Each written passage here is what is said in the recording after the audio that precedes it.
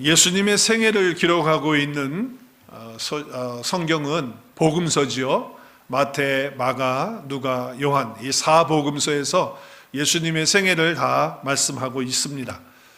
그런데 예수님이 태어나시는 사건에 대해서는 마태복음과 누가복음만 구체적으로 설명을 하고 있습니다. 예수님이 처음에 초림하실 때 어떻게 이 땅에 오시는가를 설명하고 있죠. 마태복음에서는 예수님의 족보를 말하면서 마리아가 잉태되는 것, 성령으로 잉태되는 것으로 시작해서 동방박사들이 와서 예수께 귀한 예물을 가지고 와서 경배하면서 예배를 드리는 것, 그 말씀들이 마태복음에 기록이 되어져 있습니다. 누가복음에는요, 마태복음에 기록되어지지 않는 출생의 그런 사건을 또 기록하고 있어요. 그래서 누가복음에는 특별히 이제 세례 요한, 침례 요한이 어떻게 출생을 하는가, 그리고 침례 요한 후에 예수님이 어떻게 출생하는가를 설명하고, 그리고 목자들이 천사들의 인도를 받아서 와서 예수께 경배하고 찬양하는 그런 말씀으로 누가복음에 기록을 하고 있습니다. 그런데 예수님의 탄생을 이렇게 기록하면서 마태복음에서는 전혀 쓰여지지 않았던 단어, 그 용어를 누가복음에서는 반복해서 3번 이상을 쓰고 있어요. 오늘 우리 설교 제목에도 그 단어가 들어있거든요. 시작. 단어가 들어있다고요. 단어가. 마태복음에는 예수님이라는 단어는 다 들어있죠. 마태복음도 들었고 누가복음도 들어있어요. 뭐가 안 들어있을까요? 구유라고 하는 단어는 마태복음에는 전혀 기록하고 있지 않아요. 누가복음에만 기록하고 있습니다. 여러분, 구유가 뭡니까? 구유가 뭐죠? 짐승의 밥통입니다. 여물통이에요. 그것이 구유예요. 그런데 그 구유를 누가복음에서는 오늘 2장에서 3번을 쓰고 있어요. 첫 아들을 낳아 강보에 싸서 어디에 누였어요? 구유에 누였다고. 12절에도 보니까 강보에 싸서 어디다가 누였어요? 구유에 누였다. 또 16절에 가서 보니까 마리아와 요셉과 구유에 누인 아기를 어떻게 해요? 찾아서 가서 경배하게 되는 것을 볼 수가 있어요. 그래서 계속해서 구유라고 하는 단어를 이렇게 쓰고 있습니다. 그러면서 누가는 그냥 구유가 아니고 이 구유에 누여진 아기 예수는 뭐냐? 바로 그것은 하나님의 표적이다. 너희에게 나타내는 표적이다. 12절 말씀 한번 같이 읽을까요? 너희가 가서 강보에 쌓여 구유에 누여있는 이 아기를 보리니, 이것을 보면 어떻게 돼요? 이것이 너희에게 뭐가 돼요? 표적이 된다는 거예요. 표적.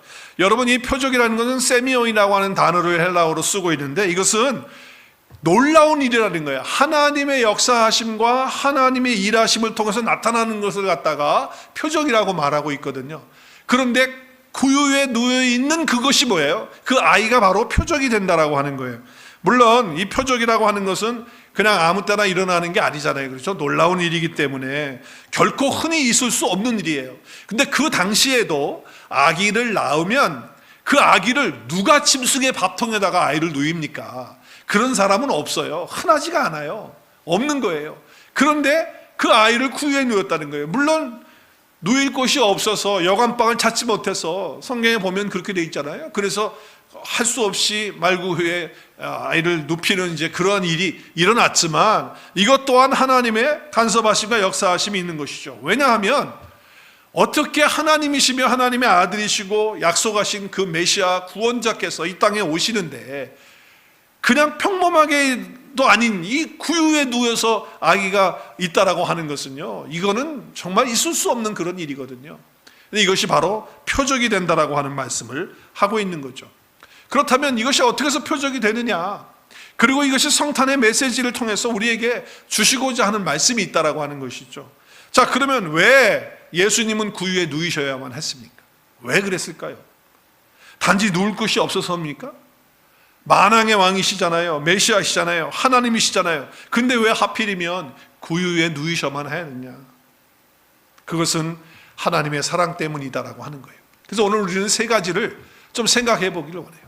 예수님은 왜 구유에 누이셔야만 했는가? 3가지. 첫 번째는 하나님이 이렇게 나를 사랑하신다는 것을 보여주는 표적이라는 거예요.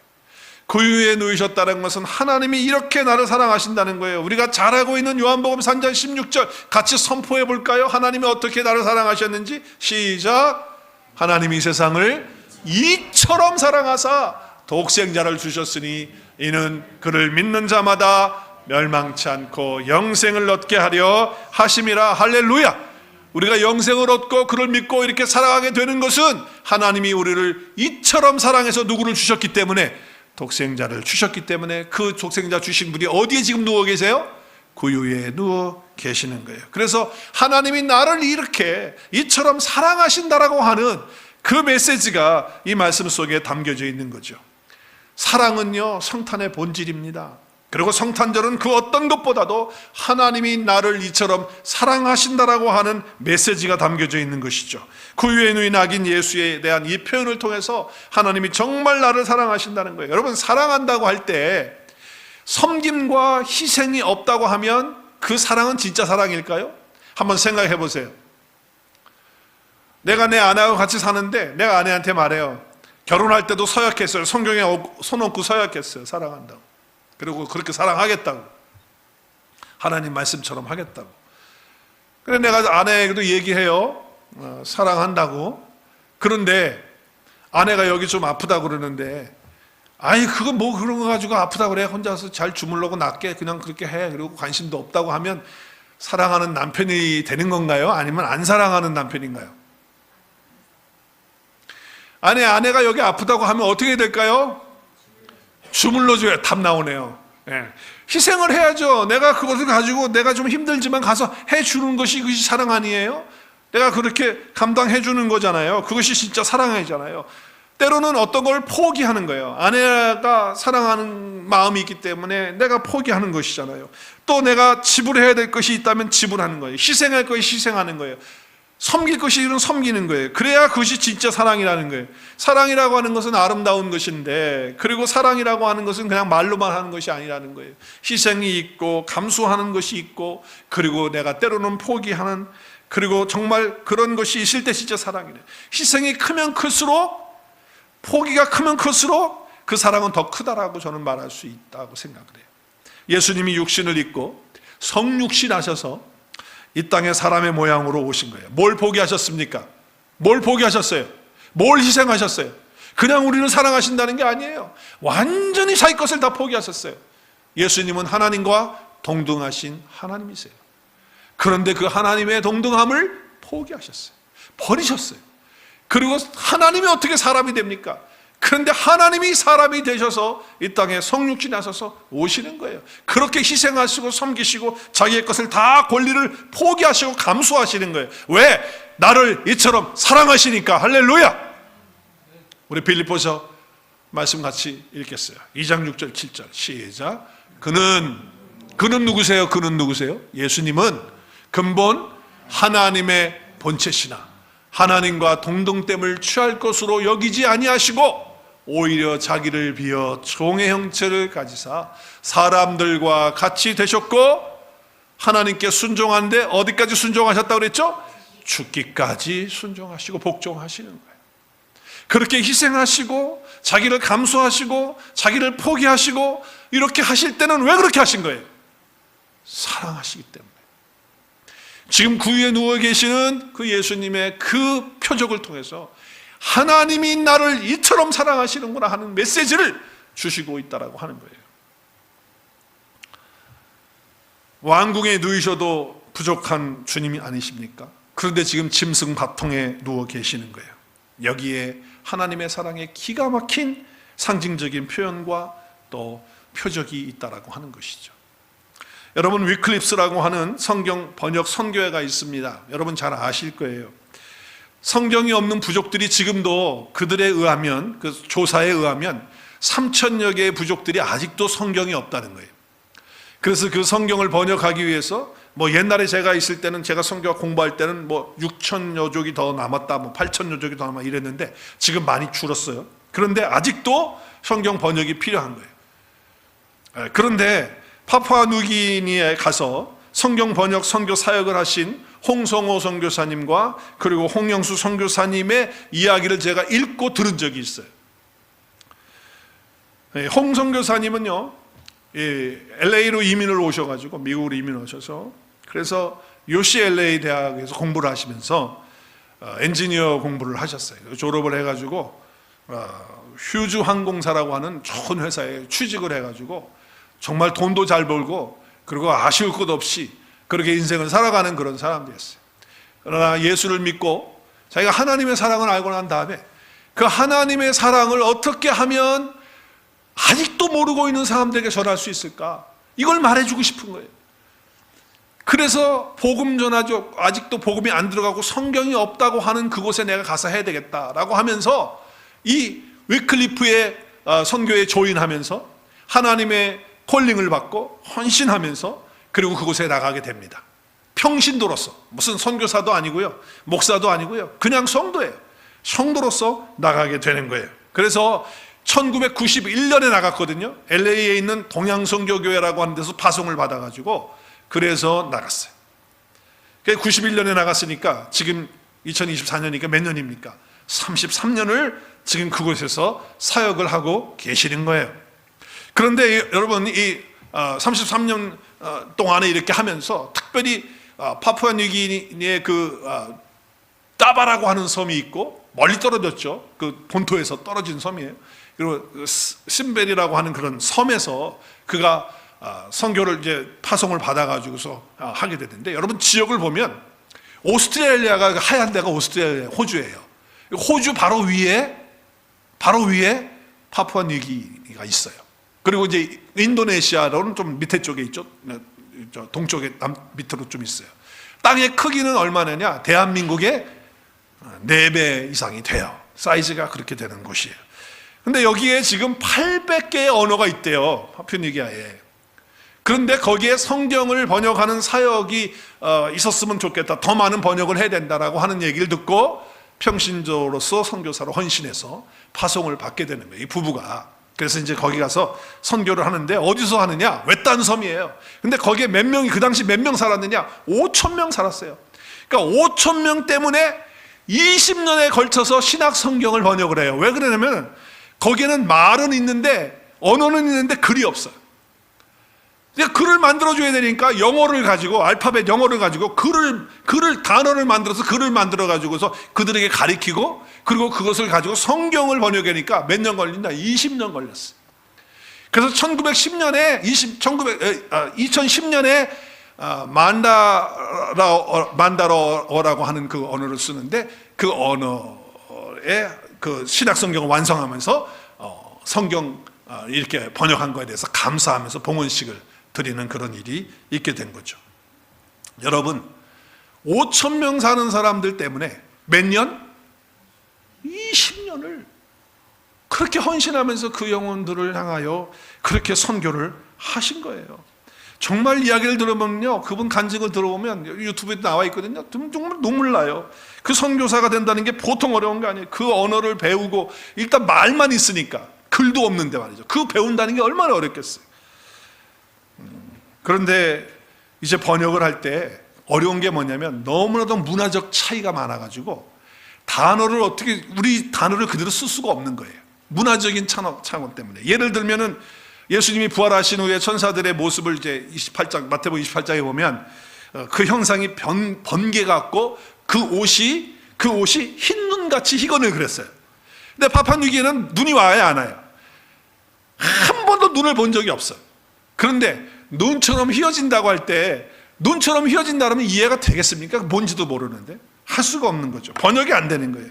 그러니까 거기는 섬나라니까 어떻게 해요? 섬나라니까 파도가 많이 칠 때, 파도가 치고 나면서 뭐가 일어나죠? 거기서 파도 거품이 일어나. 무슨 색이죠? 하얀색이에요. 그러니까 파도 거품같이 그렇게 번역을 해야지만 이해가 되는 거예요. 그런데 더 어려운 번역은 어떤 거냐면, 오늘 우리가 읽은 누가복음 2장에 나오는 구유라고 하는 단어를 어떻게 번역? 거기는 목축업을 하질 않아요. 그러니까 이 짐승에게 밥을 먹이는 통 자체가 사실 이 개념이 없는 거예요. 근데 그것을 갖다가 하려니까 어떻게 번역이 안 되니까 번역 조력자들하고 같이 조력을 하면서 이걸 번역을 어떻게 할까 해서 나무로 만든 통이라고 이렇게 번역을 했어요. 그래서 나무로 만든 통이라고 번역을 하니까 조력자들이 말하기를 이 번역은 안 된다. 이렇게 하면 큰일 난다는 거예요. 왜냐하면 그 당시에 아이들이 태어나면, 우리 옛날에도 한국에 그랬지만은 아이들이 그 왜 동사무소 가서 이렇게 그 이름 올리는 것도, 예? 출생신고를 늦게 해요. 왜 늦게 하냐면 아이들이 자꾸 죽으니까. 그래서 좀 지난 다음에 하는 경우가 많이 있었다고요. 근데 그 나라도 유아들이 많이 죽는 거야. 그러니까 그 죽을 때 아이들이 죽으면 나무를 깎아가지고 통을 만들어가지고 거기다 누여. 그러니까 죽은 아이들을 다 어떻게 해요? 나무통에 누는 거예요. 그러니까 나무통에 예수님이 누웠다 그러면 어떻게 되는 거야? 죽었다는 거야. 그러니까 이게 개념이 안 들어오니까 그건 안 된다는 거예요. 그러면 이제 어떻게 할까? 그러니까 이 짐승의 먹이통인데 어떻게 할까 고민하는데, 그 사람들이 생활 속에 돼지를 키우는 걸 한 가지를 해요. 돼지를 키우는 거.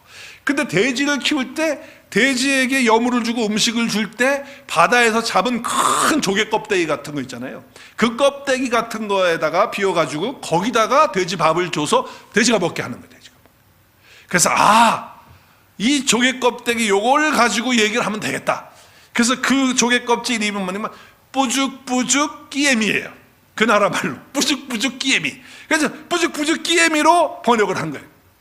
그래서 조력자들이 같이 이제 번역을 하니까, 그걸 이렇게 하겠다고 하니까 이것도 안 된다고 그러는 거야. 아니, 하나님의 아들이시고 하나님이시고 하나님과 동등되신 분이 어떻게 이 땅에 오셔서 이 돼지 먹는 그 먹게 하기 위해서 조개 껍데기 갖다 놓고 거기에다가 예수님을 누일 수 있느냐, 이런 건 안 된다. 그런데 이 홍성사님이 성령의 감동을 받아요.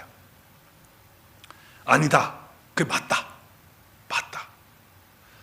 예수님이 우리를 위해서 오시는데 우리를 얼마나 사랑하셨으면 정말 그 조개 껍데기에 그 돼지밥 주는 거기에 예수님이 누워 계시는 것이다.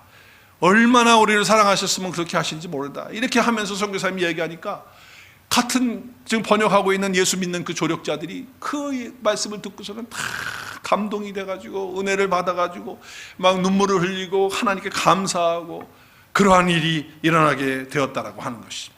여러분, 그렇습니다. 구유의 누인 아기 예수, 이것은요 우리를 향한 막을 수 없는 하나님의 놀라운 사랑을 말씀하고 있는 거예요. 성탄에 정말 중요한 메시지가 담겨져 있는 것이죠. 제가 지난주에 우리 금요 찬양 있잖아요. 치유와 회복이 있는 금요 찬양, 할렐루야. 그럼 얼마나 은혜로운지 몰라요. 금요 찬양 시간에 저희 앞에 앉아서 찬양하고 기도하고 전도사님이 이제 인도하시는데 또 찬양팀 같이 이렇게 하시는데 얼마나 은혜가 되는지 몰라요. 그런데 전도사님이 찬양곡을 이제 선정하시는데 그날도 한 8, 9곡 하신 것 같아, 제 기억에. 근데 그 찬양 가운데 아주 오래된 찬양이에요. 제가 정말 학창시절 때 불렀던 그 찬양인 것 같아. 아주 오래된 찬양이거든요.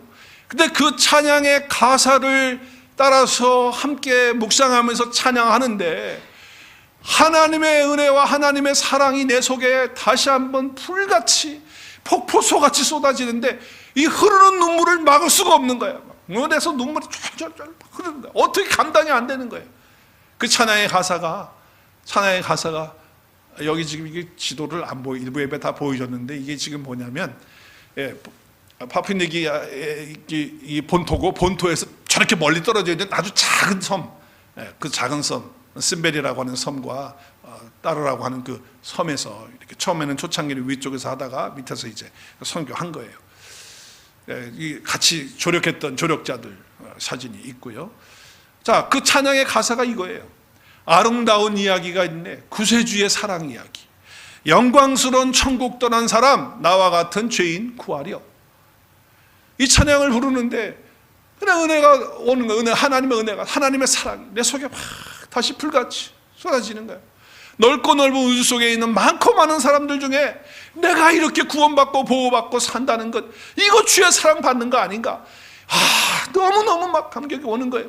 사람들은 이해할 수 없네. 주님을 보내신 하나님의 그 사랑을 어떻게 이해하겠어요?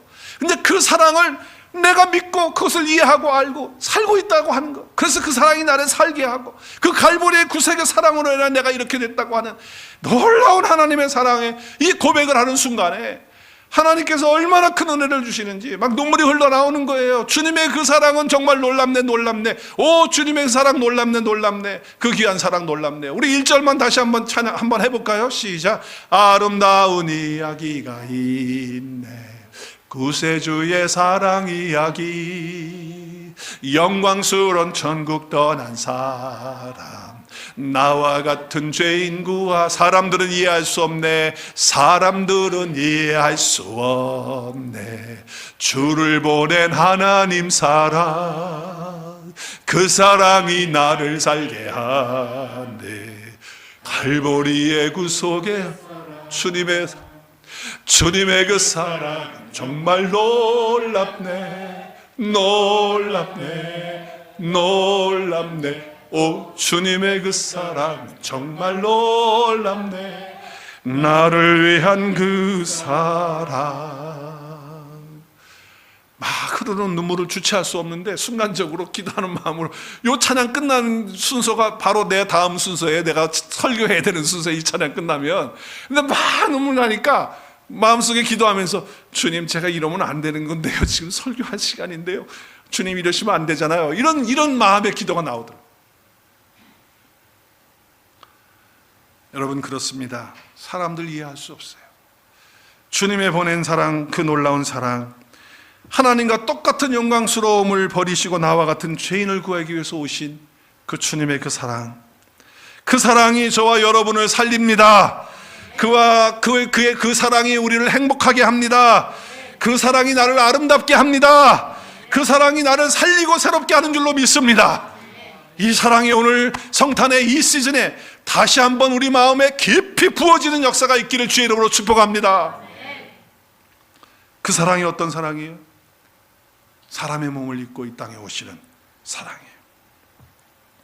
더러운 죄의 자리에 있는 나를 위해서 오신 그 사랑이에요. 지금 우리가 이 사랑을 온전히 깨닫고 알기만 한다면요, 내가 어떤 존재가 지금 되었는지 안다고 하면요, 우리 속에 살아가면서 힘든 거 있을 수 있거든요. 근데 여러분, 왜 힘든 줄 아세요? 여러분, 우리가 살아가면서 왜 답답한 줄 아세요? 왜 재미가 없는지, 때로는 왜 이렇게 분노가 일어나고 왜 화가 나고 마음속에 불평이 있고 이러는지 한번 생각해 보세요. 왜 그렇다고? 왜 사람들에게 자꾸 상처를 받고 산다고 생각하세요? 여러분, 왜 그렇다고 생각하세요? 왜 자꾸 나는 염려하고 두려워하고 걱정할까? 왜 그런다고 생각하세요? 왜냐하면 내가 얼마만큼 하나님의 사랑을 받은 존재인지를 모르기 때문에 그러는 거예요. 그 사실만 안다고 하면, 내가 얼마나 하나님의 사랑을, 존재를 받고 있는 사람이라는 것을 알기만 하면 이 모든 것들을 다 이기고 승리하는 자로의 삶을 누릴 수 있을 믿습니다. 누릴 수 있을 줄 믿습니다. 여러분, 그러는 거예요. 내가 얼마나 하나님으로부터 사랑받는 존재라는 걸 알기만 하면 어떤 상황에서도 답답하지 않은 거예요. 걱정, 염려 없는 거예요. 어떤 상황 속에서도 기뻐할 수 있고요, 행복할 수 있고요, 찬양할 수 있는 것입니다. 이것이 오늘 이 아침에 성탄에 주는, 여러분에게 주는 메시지입니다. 하나님이 나를 이처럼 사랑하셨다. 나는 그 사랑을 받은 존재다. 다시 한번 이 사랑이 부어지는 축복이 있기를 바랍니다. 두 번째는, 하나님이 왜 구유에 누이셨을까요? 좀 빨리 진행을 하겠습니다. 시간이 너무 많이 갔네. 두 번째는 예수님을 먹어야 산다는 것을 말씀하는 거예요. 예수님을 먹어야 산다. 여러분, 오늘 말씀에 강보에 쌓여라고 하는 말씀을 하고 있어요. 강보에 쌓여. 강보가 뭘까요? 한번 생각해 보세요. 강보, 영어 성경에는 뭐라고? 클로스 나와요. 클로스. 천으로 나오고 옷으로 나와요. 그래서 우리말 성경에는 천으로 쌓였다고 이렇게 말해요. 또 세번역 성경에는 뭘로 말하고 있어요? 강보를 포대기로 말하고 있어요. 포대기, 그러니까 이해가 좀 되나요? 우리 어릴 때 포대기 생각이 나나요? 네. 그런데 이 단어가 그냥 이렇게 한국말로는 이렇게 쓰고 있지만, 뭐 강보, 천, 포대기 이렇게 하고 있지만, 실제적으로 이것을 그리거로 보면 스팔카노예요. 이것은요, 물론 포대기, 현장, 뭐 줄로 감싸는 거 뭐 이런 의미가 들어있지만, 이것은 제사장의 의복으로 감쌀 때 쓰여지는 말이에요.